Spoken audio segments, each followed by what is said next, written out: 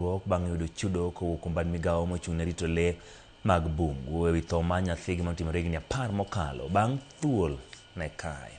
Kolose kinde chiwo chudono, jagoro mar rito bunge ka KWS Dr. John Chumo wacho ni piny owacho tiyo kod omenda malo bilion 1 higa mar chulo jopiny ewi tho, hinyruok ma kata kethruok mikelo kod lee mag bunge.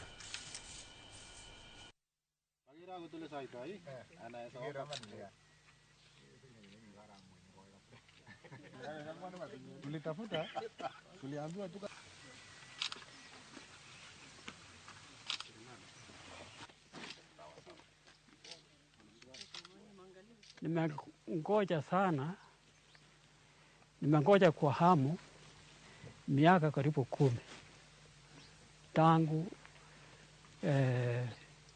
2016 mpaka wa leo ni miaka 10.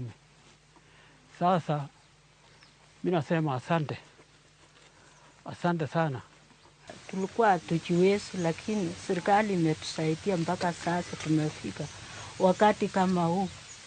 Tunashukuru Mungu, hii serikali iendelee hivyo kushikilia sisi kwa shida yenye tulipata. Kweli ilikuwa uchungu, tulisikia uchungu sana, lakini kwa uwezo wa serikali wametusaidia mpaka sasa, wamefuatilia hii maneno, hata tulikuwa tumesahau.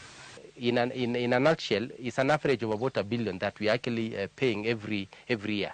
And as I said, we are the a pending bill of 4.1 billion. So far, the government of Kenya has been able to pay 2.8 billion to the victims who were to be compensated as a result of the very many things that I've mentioned. It's Mzee Malakwen, Kipkemboi Mutai, who has been waiting for a long time because his child was attacked by a snake.